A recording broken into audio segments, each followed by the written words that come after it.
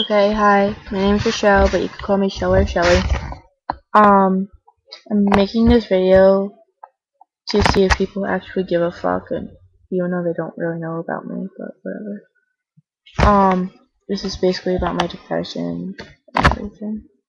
So, um, I've been depressed since I was 8 years old, and I didn't have a rough past, but the past is not really rough, but I don't know how to explain it. Like, not normal from others, so. Like, when I was 8, I started getting depressed because my brother has low functioning autism. So if you don't know what that is, Google it, or you could basically think it's like a 3-year-old in the head. He watches Barney all the time, and he he's just an amazing person. He can't talk, he's not potty trained, he's still in diapers, and all that kind of stuff. And like he got symptoms of autism when I was like 3 or 4, but I didn't know by then. And when I was 8 years old, I started realizing that like my mom was paying more attention to him, so I was like really like lonely all the time. I didn't have a lot of friends. The only people like I really knew were like my dad's side of the family, which were like my cousins and all them, my aunts, my uncles. And my mom, I was kind of close to my mom's side of the family, but I didn't really like them because they were like all rich and everything. And what made this depression start is when like I have 3 older brothers. Alan was one of them. I'm the youngest in the family. And there's Sal, who's the second oldest, and John, who's the oldest. My brother Sal, he used to be like really bad into drugs and everything. And when I was at home having dinner with my mom, and she sent me to bed. It's like, alright, good night, I love you. And she said she loves me too. And I hear like a really big bang, which was the door, because we were in an apartment, we were upstairs, and there was a lady downstairs named Viola, and he knocked down like the main door that you open, and there's like there's stairs and everything. He knocked it down, and I guess he was really fucked up, like I think he was on heroin or something, but I'm not sure. And he basically just started yelling at my mom and everything, and I tried staying in my room just to be quiet and everything, but I don't know, like I was really scared and I was just like crying, but then I finally fell asleep, which was really scary. At 9, I lived with my cousins because we got kicked out of that apartment I was just telling you about.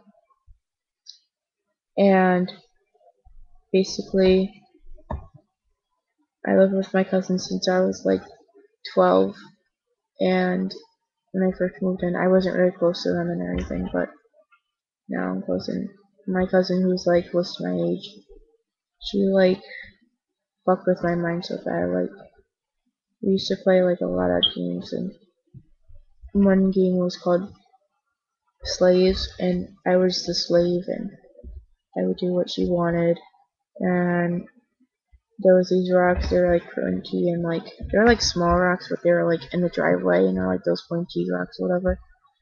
And she got a big bucket full, and she poured them down inside my shirt, in the back of my shirt, and started punching my back as hard as she can. And it just really hurt and everything. And then another time was when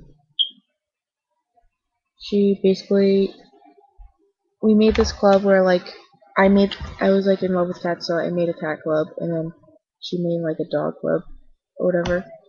So she basically told everyone to like go with her because like she was like really pretty and stuff, and I'm so jealous of her because she has like the perfect body, and I'm just like fat and disgusting and ugly, but she's just like perfect, and she has like an amazing life, and it's just like hard because she lives with her boyfriend and everything, and my dad is just like a dick to me and everything.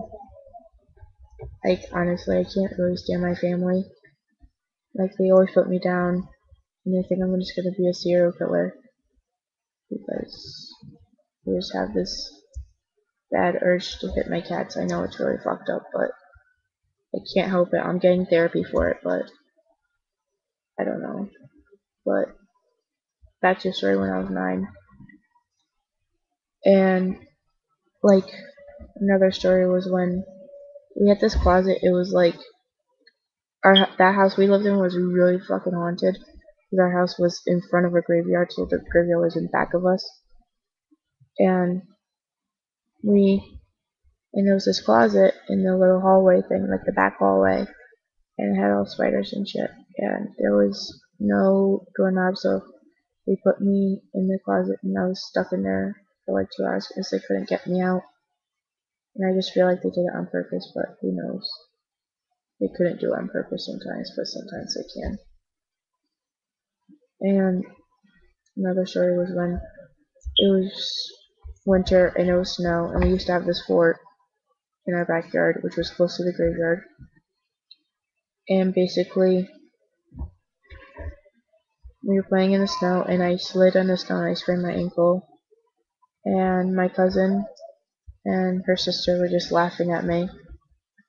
And I was just sitting there crying. And when they realized I was in pain, they just like stopped laughing at me, and they helped me up the hill, which was really nice of them. But I just didn't appreciate them laughing at me. When I was 11, I was in 6th grade, and I moved out of the house. And basically, I was in 6th grade, and I really liked this kid. I never liked anyone. I really liked him, and my cousin just stole him from me. Like, he was like, "Oh, your cousin's prettier and better than you, so I'm gonna leave you for her," basically. Said that.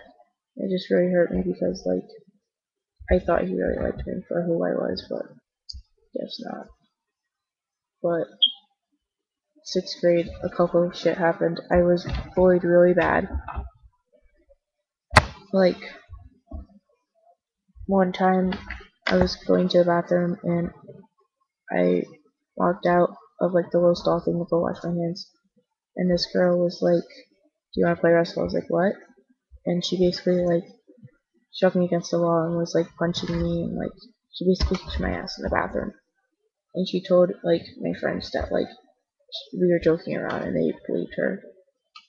And because they didn't expect me to, like, get bullied like that, because I was, like, really loud and obnoxious and annoying and shit. I mean, I still am, but whatever. And then when I used to walk home with my friend. He would walk me home because people would, like, spit in my hair and spit candy in my hair. They would fucking tug me. They would take my backpack, and I would have to chase them. They would push me down, like, stairs and shit. It was really bad.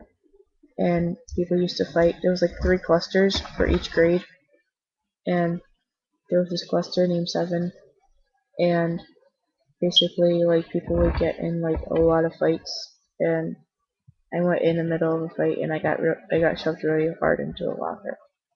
And people asked if I was still okay, and I was like trying to laugh. I was like, "Yeah, I'm fine," but I really wasn't.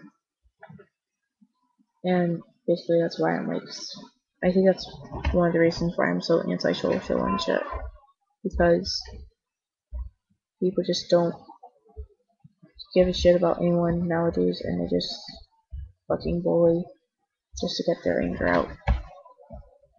And in 7th to 8th grade wasn't bad, but 7th grade, I was addicted to a game called RuneScape, and I would just sit on the pier and play that all night and all day. And I was on this website called Vampire Freaks. I mean, you probably heard of it before. I met this kid named Anthony. He was really nice and sweet, and we would talk on the phone all the time. We were going out long distance and shit. And basically, he got really depressed one night, and he called me, and he's like, "Babe, I'm sorry, but I'm just gonna go kill myself." And it's like, "Why? What's wrong?" And he's like, "Nothing, I'm just so sorry." And then he hung up the phone, and I tried calling him back like 20 times, but he unplugged the cable wire thing. So I basically told him before we hung up, if you're gonna die, I'm gonna die too. And I took 8 Xanax, which were like 200 milligrams each. So I took like 600 milligrams, and I tried killing myself over a guy. And I told my mom, and she ran into the bathroom and basically shoved her whole hand down my throat to make me gack up the pills, but it didn't work. And she called my second oldest brother, Sal, and he got really scared. And he lives in like a town that was like an hour and a half away.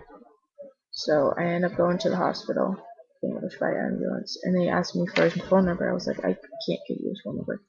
Like, we need it. And like, my mom told them the number, and the police went to his house, and finding out the day I got out of the hospital that he only took 1 aspirin, which was like Tylenol, 25 milligrams, or whatever the milligrams it was back then. And it just was really fucked up because I tried killing myself over you, which I would never do for anyone again. And I tried killing myself over a stupid kid who never gave a 2 shits about me.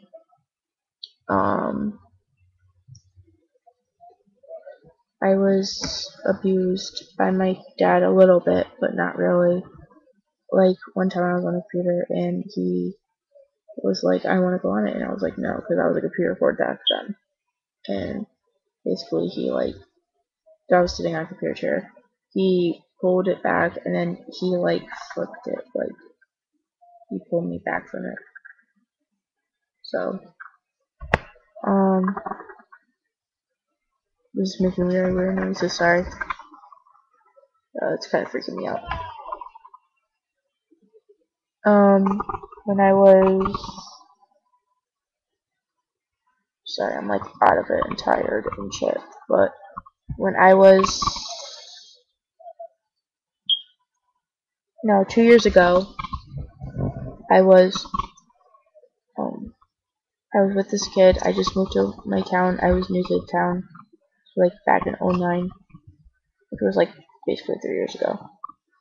And I moved in, and I was going to a new high school, and one of my good friends now, she was like, oh, do you want to come to the library with me and my friend Kara, and our friend Jeremy, Steve, and John, and I was like, okay.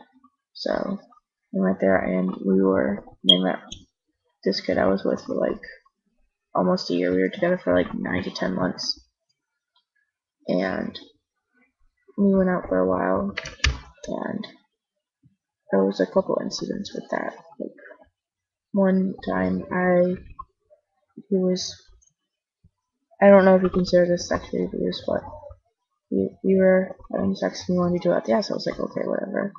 And it was really hurting, and I told him to stop. Like, I was crying and begging him to stop, and he was like, no, just wait for me to come. And I was like, okay. And I wasn't like, okay. I'm just like out of it right now, I'm sorry. I begged him, please just stop, and he finally did. After he comes, of course, because guys are assholes. And it was just really fucked up. And then another time, he used to work at Burger King, and he couldn't find his work shoes, so he was running night. Like, where's my fucking work shoes? I was like, I don't know, go look for them. And he got really pissed off, and I had this big chest thing that I kept clothes in, and he picked it up and like basically threw it at me, and it was really scary. And we used to get in fights a lot, so he basically almost pushed me down the stairs because we got in a huge argument, and he got me into like a lot of bad drugs I didn't want to get into. Like, weed was the first one. Then he got me into this drug called Jada, which was known as crack on a stick. And then he got me into snorting pills, popping pills, drinking, all that crap. I mean, I don't really drink anymore, but I mean, I never really did. Like, when that was it. And just nightmares. And then when I was 14, I was over this kid's house, and this girl was staying there, and she was like 13, and the guy was like 21, but we thought he was 17, because he kept it like a secret from us. And I didn't want her to stay alone because I was very scared for her and everything. I didn't want her to get raped or whatever. So then I stayed there, and I was forced to suck dick by the kid who lived in the house because he was really fucked up on E. I mean, he apologized after, but that scarred me for life, and I will never forget it. And I hang out with him till this day, and it just really sucks because